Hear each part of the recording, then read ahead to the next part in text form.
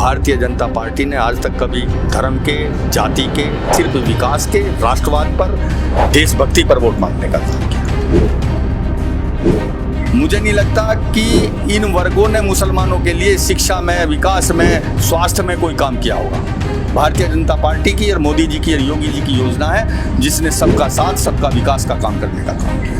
जब से उत्तर प्रदेश में योगी जी आए, कितनी सांप्रदायिक झगड़े हुए। 2014 से पहले 2014 के बाद क्या मेरठ में कोई झगड़ा हुआ? अपराधी किसी भी धर्म का हो, किसी भी जाति का हो, अपराधी तो अपराधी होता है। अपराधी की जाति और धर्म उत्तर प्रदेश की सरकार नहीं देखती। आज से पहले भी आतंकवाद की घटना होती थी, कहां गई थी पहली सरकार? मोदी जी की सरकार तो 11 साल से हुई, लगातार आतंकवाद से देश जूझ रहा था। पहली बार ऐसी घटना क्यों हुई? योगी जी महाराज को कि भगवान के रूप में है वो व्यक्ति, वो देश के, उसका निस्वार्थ।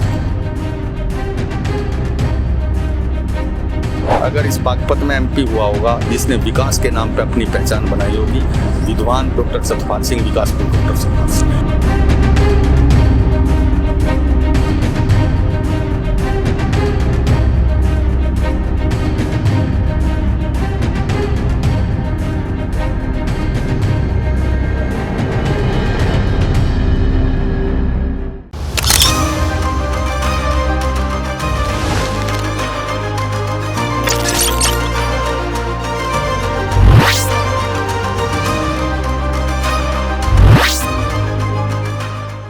आज हमारे साथ मेरठ से कपिल शर्मा, जो कि भारतीय जनता पार्टी के मेरठ के लिए एक वरिष्ठ कार्यकर्ता हैं, जो कि सत्यपाल तोमर जी बागपत लोकसभा से सांसद थे, उनके साथ में 5 साल तक लगातार सांसद प्रतिनिधि के तौर पर बने रहे और विकास कार्यों में भी अहम भूमिका निभाई। हमारे साथ में पूर्व सांसद प्रतिनिधि कपिल शर्मा जी, यूपी पंचायत 2.0 के मंच पर हमारे साथ हैं। आपका हार्दिक स्वागत है कपिल भाई। जी धन्यवाद भाई। कपिल भाई, भारतीय जनता पार्टी की ऐसी क्या विचारधारा है? आप पिछले एक लंबे समय से भारतीय जनता पार्टी के साथ में बने हुए हैं। भारतीय जनता पार्टी की वो विचारधारा हमारे दर्शकों को बताइए जिसकी वजह से आप भारतीय जनता पार्टी के साथ लगातार बने हुए हैं। भारतीय जनता पार्टी एक राजनीतिक पार्टी ही नहीं, एक राष्ट्रीय विचारधारा है जिसका उद्देश्य माँ भारती को वैभव पर पहुँचाना और राष्ट्रवाद की भावना के साथ प्रत्येक कार्यकर्ता भारतीय जनता पार्टी के लिए काम करता है। भारतीय जनता पार्टी का ऐसा मूल मंत्र है, पंडित दीनदयाल उपाध्याय जी के आदर्शों पे जन्मी एकात्मवाद, यानी ऐसी संरचना, ऐसी विचारधारा, ऐसी सोच के साथ पार्टी का जन्म हुआ कि भारत के प्रत्येक जो लाइन में, पंक्ति में खड़ा हुआ, पंक्ति में अंतिम व्यक्ति, उसको सरकारी योजना का प्रथम स्थान पर लाभ पहुंचाना, ऐसी सोच की भारतीय जनता पार्टी इस विचारधारा के साथ लगातार निरंतर वर्षों से काम करती है। विपक्ष के बहुत सारे आरोप लगते हैं भारतीय जनता पार्टी पर ध्रुवीकरण को लेकर के, कि हमेशा हिंदू मुस्लिम धार्मिक हिंसाएं, गोरक्षा, बहुत सारे आरोप लगते हैं कि धार्मिक भावनाओं के साथ खिलवाड़ करती है भारतीय जनता पार्टी। ये तो सिर्फ विपक्षियों का बहकाने का काम है। आज तक ऐसी भारतीय जनता पार्टी की, मोदी जी और योगी जी की कौन सी योजना है जो किसी धर्म विशेष के लिए हो? भारतीय जनता पार्टी का सिद्धांत, मोदी जी का सिद्धांत सबका साथ, सबका विकास, उस पर आधारित है। आप कोई सी भी भारत सरकार की या उत्तर प्रदेश सरकार की योजना ले लो, जिसका किसी विशेष धर्म के लिए, आप कोई सी भी योजना, राशन ले लो, आपने देखा होगा सबसे ज़्यादा लाभ भारतीय जनता पार्टी के वोटरों के ना होकर उस वर्ग को है जो भारतीय जनता पार्टी को वोट भी नहीं करता। यानी सबका साथ, सबका विकास। वो किसी भी जाति का गरीब हो। आप आयुष्मान कार्ड ले लो, क्योंकि मैं इस सेक्टर से भी थोड़ा मैं जुड़ा हुआ हूँ, तो मुझे नहीं लगता कि सबसे ज़्यादा अगर आयुष्मान का लाभ है तो भारत में रहने वाले मुसलमानों को है। जिस तरह से ये सब विपक्षियों का भकावा है। विपक्षी सिर्फ यहाँ ध्रुवीकरण की राजनीति पहले से करते आए हैं और एक विशेष वर्ग का इसी डर के कारण वे भारतीय जनता पार्टी के खिलाफ वोट लेते हुए आए हैं। मुसलमानों को डराने का काम है कि कहीं ना आज तक मैं खुले मन से इस बात को कह रहा हूँ, मुझे नहीं लगता कि इन वर्गों ने मुसलमानों के लिए शिक्षा में, विकास में, स्वास्थ्य में कोई काम किया होगा। भारतीय जनता पार्टी की और मोदी जी की और योगी जी की योजना है जिसने सबका साथ, सबका विकास का काम करने का काम किया। वो किसी जाति का हो, किसी मजहब का हो, सबका एक साथ, सबका साथ, सबका विकास, जो भारतीय जनता पार्टी का मूल मंत्र है। कपिल जी, जिस तरह से आपने धार्मिक हिंसाएं हों या बहुत सारे किसी भी तरह के फसाद हों उनको लेकर के बेबाकी से जवाब दिया, लेकिन उत्तर प्रदेश के मुख्यमंत्री योगी आदित्यनाथ जी, उनके एक बयान को लेकर आपसे पूछूंगा। चुनाव के समय 80 और 20 की बात करते हैं, क्या लगता है आपको नहीं करनी चाहिए इस तरह की बातें? मुझे नहीं लगता। उन्होंने किसी धर्म का नाम उन्होंने नहीं लिया। 20% में कोई भी वर्ग हो, उन्होंने नाम लिया है जो राष्ट्रवाद के खिलाफ है, जो प्रदेश में अराजकता फैलाने चाहते हैं, वो किसी भी धर्म के हो, किसी भी जाति के हो। ये जरूरी नहीं कि वो मुसलमान है। आपने देखा होगा कि सबका साथ, सबका भ्रष्टाचार मुक्त, अपराधी मुक्त प्रदेश को बनाने का काम करा तो इस देश के पहले मुख्यमंत्री योगी आदित्यनाथ होंगे जिन्होंने इस प्रदेश में कानून व्यवस्था को कायम करने का काम किया। 2024 के लोकसभा चुनाव को लेकर बात करेंगे। जिस तरह से आपने देखा होगा 2024 के जो लोकसभा चुनाव हुए उत्तर प्रदेश को लेकर, उत्तर प्रदेश में कुछ अच्छा प्रदर्शन नहीं कर पाई भारतीय जनता पार्टी। उत्तर प्रदेश के इतने लोकप्रिय मुख्यमंत्री होने के बावजूद भी ऐसा क्यों भारतीय जनता पार्टी के साथ हुआ कि इंडिया गठबंधन के सामने भारतीय जनता पार्टी कमजोर दिखाई दी? भारतीय जनता पार्टी, मैंने कहा, एक विचारधारा है। कुछ ना कुछ कारण विपक्ष, कुछ लोगों को भटकाने का विपक्ष ने काम किया, जातिवाद के रूप में कुछ बांटने का काम हुआ, वो उसमें कारगर हुआ। लेकिन योगी जी और मोदी जी की स्थिति ऐसी है, आपने पहला भी देखा होगा, पिछले उपचुनाव में भी दे रखा होगा, जब 9 उपचुनाव हुआ था तो 9 में से 7 सीट हार गए थे। उपचुनाव को लेकर उपचुनाव में हार गए थे। जी, जी। लेकिन उसके बाद योगी जी कितनी सीट के साथ उत्तर प्रदेश में सरकार बनाई। तो मुझे नहीं लगता इससे कोई फर्क पड़ने वाला है। अब की बार आने वाले 2027 के उत्तर प्रदेश के चुनाव में योगी जी पहले से भी ज़्यादा सीट लेकर भारतीय जनता पार्टी की सरकार बनेगी और फिर प्रदेश का विकास, सुशासन, भयमुक्त प्रशासन जैसा योगी जी करते आए हैं, इस पे आगे बढ़ाने का काम करेंगे। पूर्व के जो सांसद थे सत्यपाल तोमर जी, आप लगातार 5 साल बतौर प्रतिनिधि, सांसद प्रतिनिधि के रूप में उनके साथ रहे, उनके कार्यकाल को लेकर हमारे दर्शकों को बताइए। डॉक्टर सतपाल सिंह का मैं 5 साल नहीं यूसुफ जी, मैं 8 साल उनका प्रतिनिधि के रूप में काम किया। चलिए 8 साल। डॉक्टर सतपाल सिंह इतने विद्वान, जिन्होंने इस बागपत लोकसभा को, आज से पहले भी यहाँ जनप्रतिनिधि रहे होंगे, बागपत लोकसभा का पहचान, बागपत को पहचान बनाने का कोई नाम है तो डॉक्टर सतपाल सिंह का नाम है। ऐसे ऐसे विकास कार्य इस लोकसभा में किए। सड़कों का आप इस क्षेत्र को ही देख लो कि ऐसी सड़कें थी कि जो पहले कोई जनप्रतिनिधि भी आते थे तो वो यही महसूस करते कि सड़क नहीं, गड्ढे हैं। एक बार अटल जी भी यहाँ निकले, मतलब पहली बार कोई अगर इस बागपत में MP हुआ होगा जिसने विकास के नाम पे अपनी पहचान बनाई होगी, विद्वान डॉक्टर सतपाल सिंह, विकासपुर डॉक्टर सतपाल सिंह। लोगों के बहुत सारे आरोप भी लगते थे उनके ऊपर कि क्षेत्र में लगातार नहीं बने रहते थे। मुझे नहीं लगता आज तक जो लोगों का, जो विपक्षियों का कहना होगा कि जितने हमारे सांसद, हमारे पूर्व केंद्रीय मंत्री डॉक्टर सतपाल सिंह इस बागपत लोकसभा में गांव-गांव तक जितना उन्होंने जाने का, हर समय उनकी पद्धति है, सुबह 4 बजे उठ जाते हैं वो, फिर हमन, और वे 9 बजे पता लगा कि हम भी उनके सामने जब वे निकलते तो अगर कहीं 9 बजे का समय है तो सही 9 बजने में 5 मिनट में वे पहुंचने का काम करते थे। ऐसा उनका सिस्टेमेटिक और व्यवस्थित जीवन शैली है। भारतीय जनता पार्टी जब चुनावी मंच पर आती है अपने विकास कार्यों को क्यों भूल जाती है? सीधा जातिवाद का प्रहार करने लगती है। अपने विकास कार्यों के नाम पर वोट क्यों नहीं मांगती भारतीय जनता पार्टी? ये सब विपक्षी इस चीज़ को बोलने का काम करते हैं। भारतीय जनता पार्टी ने आज तक कभी किसी भी धर्म के, जाति के, मजहब के किसी भी विषय में आकर, सब पहली भी जब से पार्टी जन्मी है सिर्फ विकास के, राष्ट्रवाद पर, देशभक्ति पर वोट मांगने का काम किया। कभी ऐसा नहीं किया कि जाति को तो बांटने का काम किया भारतीय जनता पार्टी ने, जाति को मिटाने का काम किया भारतीय जनता पार्टी ने। तो भारतीय जनता पार्टी ने हमेशा राष्ट्रवाद पे काम किया है।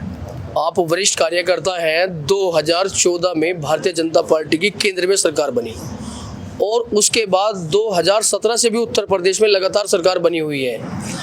कपिल जी, मैं आपको आंकड़े बता दूं, 2014 से देश में और 17 के बाद प्रदेश में, उत्तर प्रदेश के लिए खासतौर से कहूँगा, मॉब लिंचिंग हो, धार्मिक हिंसाएं हो, गोरक्षक दल हो, इतनी सारी हिंसाएं, घटनाएं, कभी मंदिर मस्जिद को लेकर फसाद क्यों बढ़ने लगे हैं? तनवीर जी, आप भी लगातार क्षेत्र में रहते हैं और आंकड़े भी देखते होंगे। जब से उत्तर प्रदेश में और देश में मोदी जी की सरकार बनी, आप झगड़ों की, सांप्रदायिक हिंसाओं की आप टैली उठा कर देखें कि जब से उत्तर प्रदेश में योगी जी आए कितनी सांप्रदायिक झगड़े हुए। मैं भी मेरठ में रहता हूँ, आप भी मेरठ में। 2014 से पहले 2014 के बाद क्या मेरठ में कोई झगड़ा हुआ क्या हिंदू मुस्लिम? हुआ तो नहीं। ये योगी जी की देन है। योगी जी ने कहा अपराधी किसी भी धर्म का हो, किसी भी जाति का हो, अपराधी तो अपराधी होता है। उस शैली पे योगी जी की सरकार उत्तर प्रदेश में काम करती है, मोदी जी की सरकार भारत में काम करती है। जिस तरह से आपने योगी जी की कानून व्यवस्था को लेकर तारीफें की, आपको ये भी बताऊं, पहले आपने एक बिकरू विकास दुबे वाली घटना को देखा होगा। कई सारे पुलिसकर्मी शहीद कर दिए गए गुंडों के द्वारा। अभी नहल गांव, एक गाजियाबाद में नहल गांव पड़ता है, वहाँ पर भी एक कादिर नामक बदमाश था। उसके कई सारे साथियों ने पुलिसकर्मियों पर सीधी गोलियां बरसा दी। ये कानून व्यवस्था को लेकर सवाल बनता है। देखो, अपराधी, मैं पहले भी कह रहा हूँ तनवीर जी, अपराधी अपराधी होता है, वो किसी भी जाति का हो, किसी भी धर्म का हो। और निश्चित रूप से उसने जो किया उसका फल उत्तर प्रदेश सरकार निश्चित रूप से देगी। उत्तर प्रदेश की पुलिस उसको निश्चित उस चीज का दंड देगी। कपिल जी, जिस तरह से आपने बताया, अभी भारतीय जनता पार्टी के एक नेता थे, एक सोफिया कर्नल कुरैशी थी, जब पाकिस्तान के साथ में युद्ध के हालात बने हुए थे जी। जातिवाद की बात नहीं करती, इसीलिए मैंने आपसे ये सवाल लिया। भारतीय जनता पार्टी के मंत्री का कहना ये था कि सोफिया कर्नल को आतंकवादियों की बहन तक कह डाला उन्होंने। देखो, वो उनका व्यक्तिगत विचार हो सकता है, व्यक्तिगत कहीं ना कहीं हो सकता है, कोई ना कोई उनके बोलने को स्पष्ट ना करा गया हो, लेकिन मुझे नहीं लगता। अब्दुल कलाम हुए, भारतीय जनता पार्टी ने सबसे, मुसलमान राष्ट्रपति बने, देश की धरोहर थे, भारतीय जनता पार्टी ने सबसे ज़्यादा अगर सम्मान दिया अब्दुल कलाम जी को, अगर राष्ट्रपति के बाद के लिए सम्मान दिया तो भारतीय जनता पार्टी ने दिया, भारतीय जनता पार्टी की नीति ने। तो भारतीय जो कहना, वो अगर उनका व्यक्तिगत है तो उस विषय में कोई टिप्पणी, लेकिन वो गलत है। वो उन्होंने ऐसा काम किया है। भारतीय जनता पार्टी आतंकवाद के खिलाफ है, जो राष्ट्रभक्त मुसलमान भी है उसके भी साथ है, राष्ट्रभक्त हिंदू भी है, सबके साथ है राष्ट्रभक्त के, लेकिन खिलाफ है तो सिर्फ आतंकवाद के। आतंकवाद किसी भी जाति का हो, किसी भी धर्म का हो, भारतीय जनता पार्टी की नीति उसके खिलाफ है। आतंकवाद को लेकर एक और चर्चा करेंगे हम। जिस टाइम पाकिस्तान के साथ में युद्ध के हालात बने हुए थे, इधर से भी हमले हुए, उधर से भी हमले हुए, उसी दौरान पाकिस्तान की मीडिया एक बड़ा दावा करती है कि हमने भारत सरकार के कई राफेल मार गिराए, जबकि भारत सरकार ने इसको पूर्ण रूप से नकारा कि ऐसा नहीं हुआ है। इस पर नेता प्रतिपक्ष राहुल गांधी का भी एक बयान आ जाता है। उनका कहना ये था कि भारत सरकार ने फ्रांस से 26 राफेल खरीदे थे। एक बार हमें 26 राफेल की गिनती करा दे, सरकार स्पष्ट करे देश को कि राफेल को कोई हानि नहीं हुई है।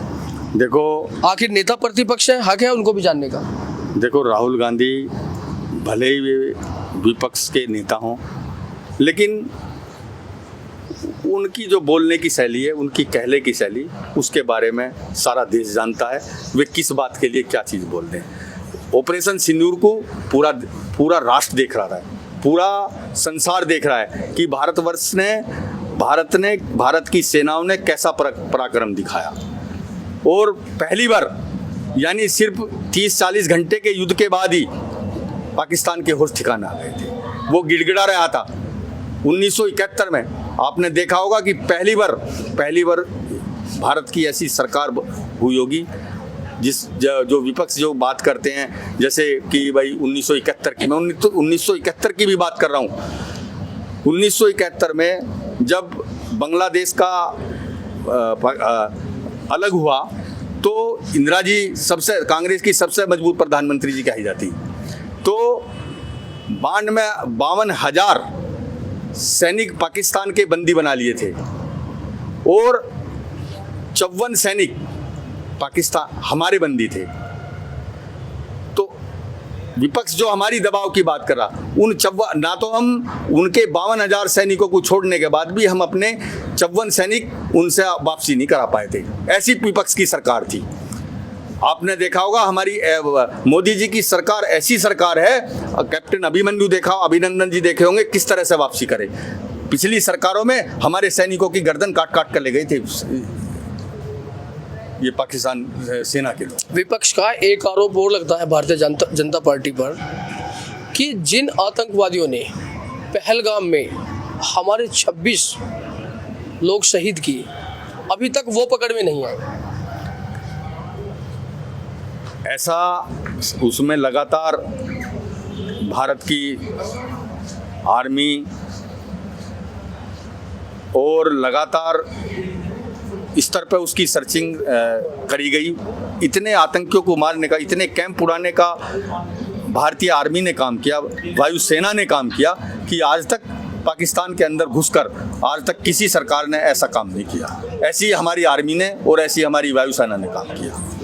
देखिए, जिससे पाकिस्तान थरथर पहला देश का प्रधानमंत्री होगा, पहली भारत की सरकार होगी जिसने सिंधु जल समझौते को इस के बाद तुरंत वापसी लेने का काम किया। आज से पहले भी आतंकवाद की घटना होती थी, कहाँ गई थी पहली सरकार? मोदी जी की सरकार तो 11 साल से हुई, लगातार आतंकवाद से देश जूझ रहा था। पहली बार ऐसी घटना क्यों हुई?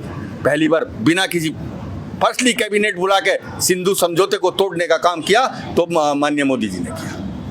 इससे पहले एक पुलवामा की भी घटना हुई थी, उसमें 40 आर्मी के जवान शहीद हुए थे। आज तक कोई स्पष्ट जांच नहीं हो पाई है। ये सब लगातार झूठ विपक्ष का बहकावे की बात है। कुछ देश की स्थिति, हर चीज़ भारत सरकार को इंटेलिजेंस को स्पष्ट करने की जरूरत नहीं होती, बताने की जरूरत नहीं होती। ये कुछ चीज़ गोपनीय भी रखनी पड़ती है। तो सरकार का काम है, अगर सरकार के सही तरीके से सूचना, सही तरीके से गोपनीय चीज़ों को अगर मांगा जाए तो सब कुछ है। ऐसा नहीं लगता कि मोदी जी की सरकार कहीं भी किसी भी आतंकवाद के मामले में किसी को बकसने का काम करने का काम कर रही है। कपिल जी, आपने प्रदेश से लेकर देश तक सभी मुद्दों पर बेबाकी से जवाब दिए। अभी हम वापसी करेंगे उत्तर प्रदेश को लेकर। जयंत चौधरी जब से एनडीए में शामिल हुए हैं, किसानों की बिल्कुल भी आवाज़ नहीं बन पा रहे हैं। जो भी नेता भारतीय जनता पार्टी का दामन थाम लेते हैं, पहले बड़ी बड़ी बातें करते थे बीजेपी के विरोध में, अभी क्या हो गया है? किसानों की सारी समस्याएं भूल गए हैं भारतीय जनता पार्टी के दामन में आते ही। ऐसा क्या हो जाता है भारतीय जनता पार्टी के आने के बाद में? तनवीर जी, एक बात मैं बता दूं, भारतीय जनता पार्टी किसानों की सबसे हितैषी पार्टी अगर भारतवर्ष में कोई हिंदुस्तान में है तो भारतीय जनता पार्टी है। किसानों को जीवित रखने का अगर सही तरीके से काम किया तो भारतीय जनता पार्टी ने किया। एक भी योजना ले लो जो किसान के विकास की, जब से अटल जी की सरकार बनी, किसान क्रेडिट कार्ड ले लो, पहली बार कोई किसान को बिना पत्र के, बिना निर्बंध, बिना कि मेरी अटल जी की योजना थी कि मेरी सरकार में किसान की जमीन का अनुबंध नहीं होगा।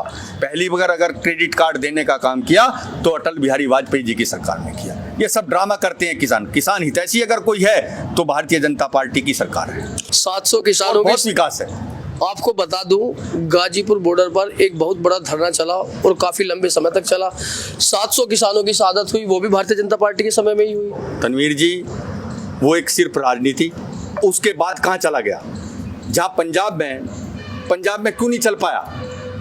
जहाँ चुनाव हुए वहीं धरना। ये सब विपक्ष की चाल थी। पूरे विपक्ष ने मिलकर वो दूसरे तरीके से बैठाने का काम किया। अगर मूल किसान के पास जाओ तो मूल किसान आपको बताओगा कि भारतीय जनता पार्टी, मोदी जी की, योगी जी की सरकार ने, दोनों सरकारों ने किस तरह का किसान के प्रति काम किया। गन्ने का पेमेंट लो, गन्ने का, मैं ऑल ओवर फसलों का रहा हूँ। अब तो एमएसपी भी इतना जबरदस्त बढ़ाने का काम किया, आज तक किसी का सरकार ने कोई नहीं बढ़ा खरीफ की फसलों पर जितना भारत सरकार ने बढ़ाने का काम किया। पहले जब भारतीय जनता पार्टी के कार्यकर्ता 3 कानूनों को लेकर फायदे बताते थे, उसके बाद में मोदी जी 3 कानूनों को वापस ले लेते हैं। क्या खामियां रही, क्यों वापस ले? वो भी मोदी जी ने मोदी जी ने वो कानून ऐसा था, सिर्फ कुछ लोगों ने, किसानों ने सोचा कि मैं उसी लिए तो आपसे बोल रहा हूँ कि मोदी जी के लिए किसान हित सबसे बड़ा हित है। वाकई में ही वो जो बिल थे वो किसानों के लिए, मैं किस खुले मन से कह रहा हूँ, किसानों के लिए बहुत लाभदायक थे, छोटे किसानों के लिए बहुत लाभदायक थे। लेकिन विपक्ष के प्रपंच के कारण उसका लाभ सरकार नहीं दे पाई। यूपी वेस्ट को लेकर बात करूंगा, यूपी पश्चिम को लेकर। किसानों की समस्याओं को देखते हुए आए दिन नए किसान संगठन स्थापित किए जा रहे हैं। उनका कहना लगातार यही है कि जितने संगठन स्थापित किए जा रहे हैं सरकार की मनमानी को लेकर ही स्थापित किए जा रहे हैं। क्यों किए जा रहे हैं किसान संगठन आए दिन स्थापित? अब इस स्थिति को मैं आपको बता दूं, भारतीय जनता पार्टी ने एक ऐसी सरकार होगी जो किसान की सीधे सुनती हो। भारत सरकार का कृषि मंत्री हो, भारत सरकार का प्रधानमंत्री हो, हर बार मुझे नहीं लगता कि हर बार किसानों के साथ खाने का बुला, किसानों को इतने आदर के साथ अपने प्रधानमंत्री आवास पर बुलाना, उनके साथ भोजन करना, उनके साथ उन मुद्दों पर बात करना। लेकिन कुछ विपक्ष के सलीखे जिन्हें सिर्फ यहाँ की प्रदेश की राजनीति में और देश की राजनीति में अव्यवस्था फैलाने का काम है, वे लोग उस संगठन के नाम पे कुछ ना कुछ ड्रामा करने का कोशिश करते हैं। लेकिन सब किसानों को पता है भारतीय जनता पार्टी की सरकार किसान हित की सरकार है, किसानों के बारे में सोचती है, ग्रामीण परिवेश के बारे में सोचती है और देश को आगे बढ़ाने का काम करती है। जिस तरह से आपने बताया किसानों की सीधे सुनती है भारतीय जनता पार्टी की सरकार, लेकिन किसान बेल्ट में ही क्यों हार गई? देखो, हार जीत का एक अलग विषय था। उस पिछले चुनाव की परिदृश्य कुछ ऐसा था।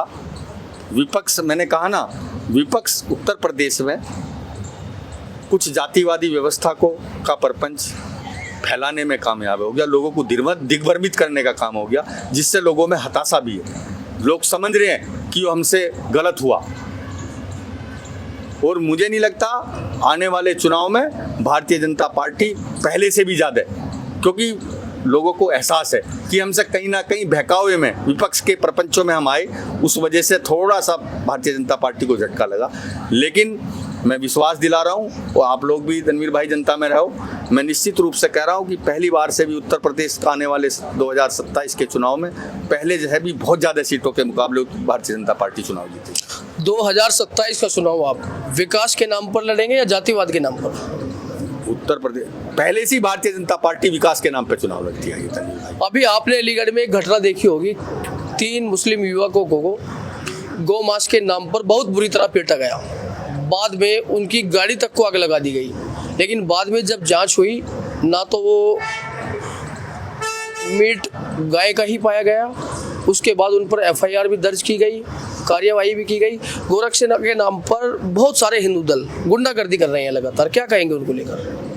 उत्तर प्रदेश की योगी जी की सरकार, मैंने पहले ही कहा कि अपराधी किसी भी जाति का हो, किसी भी धर्म का हो, उत्तर प्रदेश पुलिस और उत्तर प्रदेश सरकार उसको बकसने का काम नहीं करती।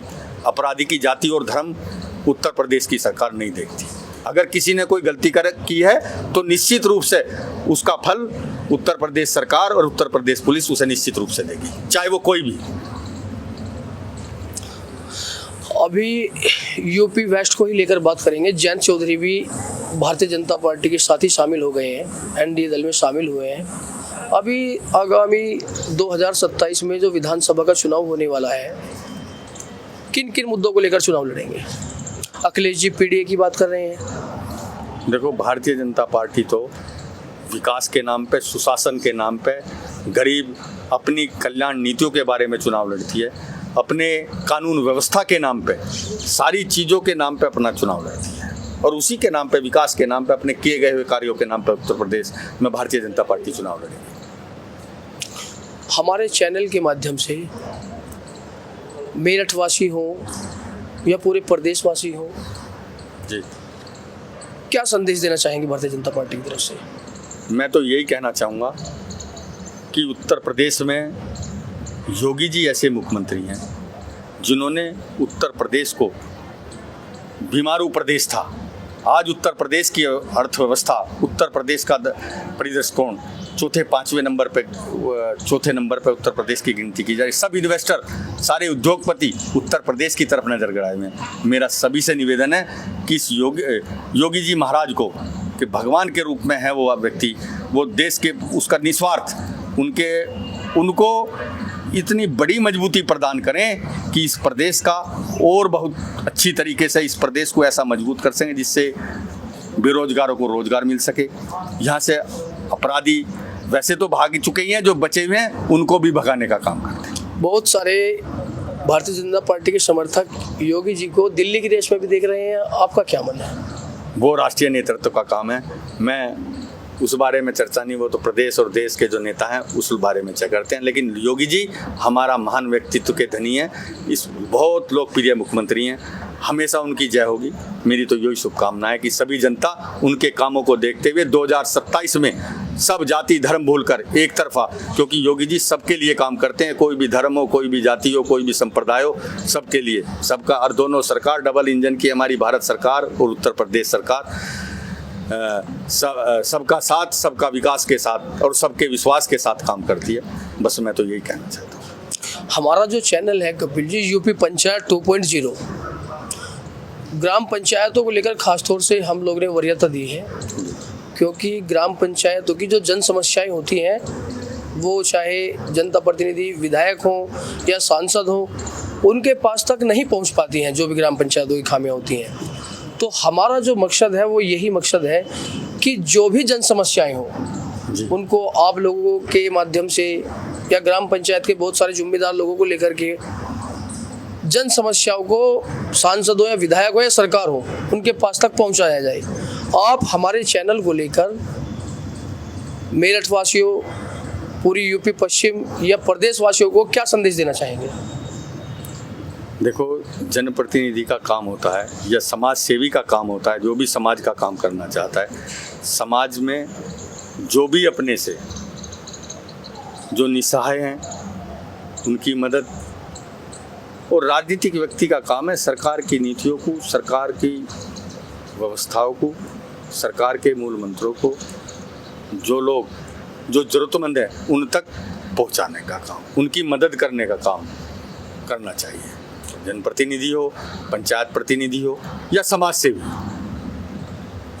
हमारे चैनल को लेकर जनता से अपील कीजिए कि वो हमारे साथ जुड़ें, हमारे चैनल को शेयर करें, सब्सक्राइब करें। मैं तनवीर भाई सबसे ही निवेदन करूंगा कि सभी मुद्दों पर तनवीर भाई सब लोगों के बीच जा रहे हैं, तो सबकी बात रखवाने का, क्षेत्र की बात, अपने क्षेत्र के लिए भी बात, अपने क्षेत्र के विकास के भी मुद्दे उठाने का काम करते हैं। तो मेरा सभी से निवेदन है कि आप सब लोग तनवीर भाई के चैनल को भी सपोर्ट करें। बहुत धन्यवाद कपिल जय भाई हिंद, आपका। जय भारत।